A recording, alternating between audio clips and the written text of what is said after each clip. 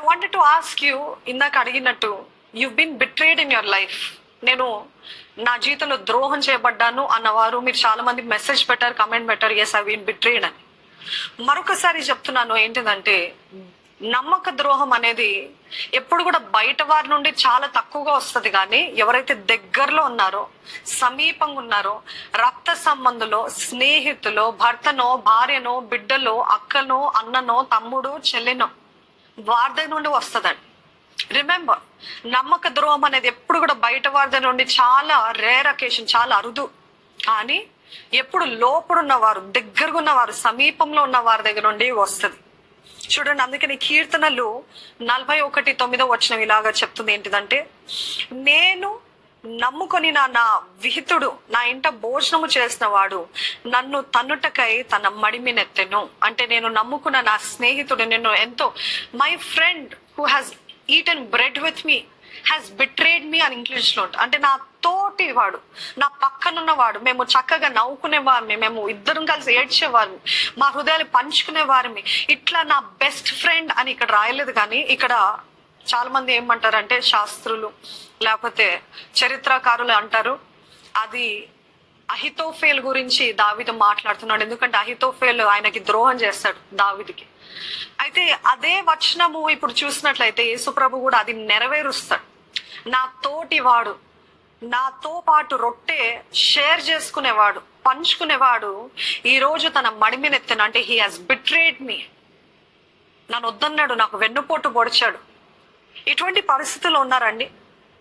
నిజంగా ఎవరికైనా ద్రోహము చేయబడినప్పుడు, ఎంతో నమ్మిన వారిని ఇమాజిన్, ఇట్స్ ఒకవేళ మీరు ఒక భార్యగా, భర్తగా ఉన్నప్పుడు మీరు ఎంతో నమ్మారు, ఎంతో ప్రేమించారు. మొన్నటి దినాన ఒక సంఘటన జరిగింది, అది విని చాలా మనసంతా పాడైపోయాను.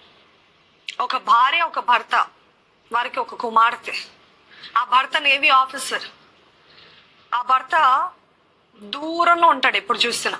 ఆ దూరంలో ఉండే సమయంలో ఈ భార్య ఏం చేస్తుంది, ఇంకొక వ్యక్తితోటి అక్రమ సంబంధం పెట్టుకోవడం స్టార్ట్ చేస్తుంది. ఆ అక్రమ సంబంధం పెట్టుకొని భర్త రాగానే అంతా కూడా హ్యాపీగా ఉన్నట్టు, తన కూతురి యొక్క పుట్టినరోజు, ఆ కూతురి యొక్క పుట్టినరోజు కోసం ఆయన వచ్చినప్పుడు పెద్ద పార్టీ అరేంజ్ చేసి చక్కటి భార్య వల్లే చూపించుకుంటూ అన్ని చేస్తూ, తన భర్తతోటి, తన బిడ్డలతోటి డాన్స్ చేస్తూ, నవ్వుతూ, ప్రేమగా ఉంటూ, ఇవన్నీ చేసి ఆఖరికి ఏం చేస్తుంది తెలుసా, తన భర్తని ఏదేంటి మత్తు మంది ఇచ్చి, she has dosed, give him a dosage, మత్తు మంది ఇచ్చి తన అక్రమ సంబంధం పెట్టుకున్న ఆ వ్యక్తి ఇద్దరు కలిసి ఆ భర్త గారిని ముక్కలుగా నరికి ఒక సిమెంట్ డబ్బాలో పెట్టారంట. కానీ ఇప్పుడు ఆ వీడియోస్ అన్ని అవి బయటకు వస్తున్నప్పుడు ఎట్లుంది తెలుసా అండి, ఆ భార్య చక్కగా నవ్వుతుంది, భర్తతోటి డాన్స్ చేస్తుంది, భర్తతోటి అన్ని చేస్తుంది, కానీ మనసులో చూస్తారా, see that is betrayal, that is utter betrayal. ఎంత నమ్మక ద్రోహం కదా. అన్ని బాగున్నట్టు చూపిస్తారు, ఎంతో ప్రేమగా ఉన్నట్టు చూపిస్తారు, అన్ని ఇస్తున్నట్టు చూపిస్తారు, కానీ in their mind have already made up, okay I'm going to ruin this person, ఈ వ్యక్తిని నేను నాశనం చేసేస్తా. ఒకవేళ నిజంగా ఆ భర్తకి ఇది, ఒకవేళ if he was alive and if he saw this happen, తన భార్య అక్రమ సంబంధం పెట్టుకుందని చూస్తుంటే ఆ భర్త గుండె ఏమైపోయి ఉంటుంది మీరు అర్థం చేసుకోండి. Place your self in their shoes. ఎంత గాయం, ఎంత పగిలిపోతుంది కదా గుండె, ఎంత ఏడుపు, ఎంత ఉండి జుట్టు చింపుకొని, జుట్టు చీల్చుకొని ఎక్కడికైనా వెళ్ళిపోవాలి. ఇంత ద్రోహమా, ఇంత నమ్మని, ఇంత ప్రేమించని వ్యక్తిని అని అనిపిస్తుంది కదా. మన జీవితాలు కూడా ఎన్నోసార్లు మనకి ద్రోహం చేయబడినప్పుడు we felt so disappointed, we felt so discouraged, we felt so, అసలు ఇంకా నేను ఎక్కడికి వెళ్ళాలి, ఇంకా ఎవరిని నమ్మాలి, అసలు ఈ లోకల్ ఎవరిని నమ్మకూడదు అన్న ప్రశ్న ఎప్పుడైనా వచ్చిందా, అనే ఆలోచన వచ్చిందా? నేను ఎవరిని నమ్మను, ఈ వ్యక్తి నా జీవితంలో ఇట్లా చేస్తాడు కాబట్టి no man I will believe, no women I will believe nobody. ఇంకా నేను ఎంత నమ్మి నాది ఉన్నదంతా ఇచ్చేస్తాను, but this person he's deceived me, నన్ను మోసం చేస్తాడు. ఇక్కడ యేసు ప్రభుని కూడా విని చూసినట్లయితే, when we are in that kind of a state, will be an unbelievable shock. Unbelievable, మనకు అర్థం కాదు. It takes a huge toll on us, mental గా, మానసికంగా ఎంతో దెబ్బతింటామండి. అందుకనే మార్కు సువార్త 14వ అధ్యాయము 10వ వచనం నుండి 11వ వచనం చూద్దామండి. 12 మందిలో నొకడగు ఇస్కరియోతు యూద ప్రధాన యాజకుల చేతికి ఆయనని అప్పగిప్పవలెనని వారి యొద్దకు పోగా వారు విని సంతోషించి వానికి ద్రవ్యమిత్తుము అని వాగ్దానము చేసిన గనుక వాడు ఆయనని అప్పగించుటకు తగిన సమయము కనిపెట్టుచుండెను. ఇక్కడ మీరు జ్ఞాపకం చేసుకోవాల్సింది ఏంటిదంటే, it is a pre meditated betrayal. అంటే ముందుగానే ఆలోచించి, ముందుగానే ప్లాన్ చేసి, ముందుగానే దాని గురించి సిద్ధపరచుకుంటూ, మనసుని మేకప్ చేసుకుంటూ వెళ్ళినది. అందుకని యూదా ఇస్కరియోతుకి క్షమాపణ లేదు, అందుకని శపించబడిన వాడు, అందుకని అంత భయంకరమైన చావు చచ్చాడండి యూదా ఇస్కరియోతు. ఎందుకు అని అంటే, it is a pre meditated betrayal.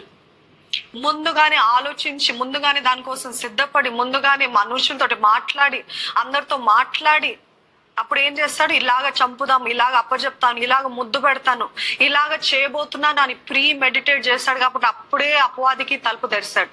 అర్థమవుతుందా? మీరు అంటారు, మరి ఎందుకు దేవుడు ద్రోహం చేస్తాడు? ఆ రొట్టె ఇచ్చినప్పుడే కదా అపవాది ఆయనలోకి ప్రవేశించాడు అని అనుకుంటారు. No no no no.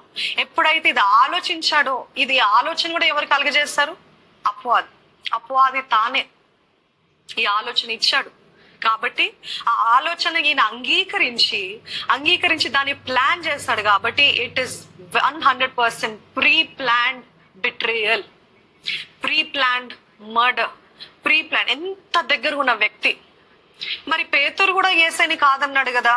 పేతురు ప్రీ మెడిటేట్ చేసి, ప్రీ ప్లాన్ చేసి, ముందుగానే ఆలోచించి నేను ఇలాగ దేవుని తిరస్కరిస్తాను అని అనుకోలేదండి. అదే తేడా. అదే ఈ ఇద్దరు వ్యక్తుల విషయాల్లో ఉన్న వ్యత్యాసం ఏంటిదంటే, ఈయన ముందుగానే ప్లాన్ చేస్తాడు. పేతురు తన స్వభావాన్ని బట్టి, తన వీక్నెస్, తన బలహీనతలు బట్టి, తన పిరికితనం బట్టి ఆయన ఏం చేస్తాడు, నాకు తెలీదు అని ఆన్ ద స్పాట్ చెప్పాడు. ముందుగా ప్లాన్ చేయలేదు. ఆన్ ద స్పాట్ మన జీవితంలో ఏమైనా సడన్ గా జరుగుతున్నప్పుడు మనము తెలియకుండా ఇంట్యూటివ్ గా, లేకపోతే డిఫెన్స్ రెస్పాన్స్ గా మనం కొన్ని పలుకుతూ ఉంటాం. ఆ రీతిగా పేతురు అవును నాకు తెలియదు అని అన్నాడు, కానీ నాకు తెలియదు అని ముందుగానే ప్లాన్ చేసి చెప్పలేదు. అందుకనే యూదా ఇస్కరియోతు శపితమైన వాడు, పేతురు మాత్రము దేవుని చేత బహుగా వాడబడిన వాడు. You see the difference between these two kinds of betrayals. I want to ask you, are you in any of these two categories?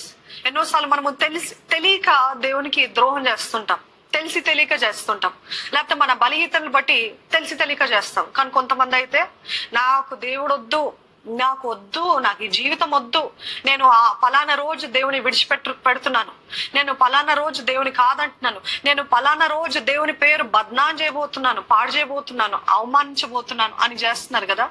అది ప్లాన్డ్.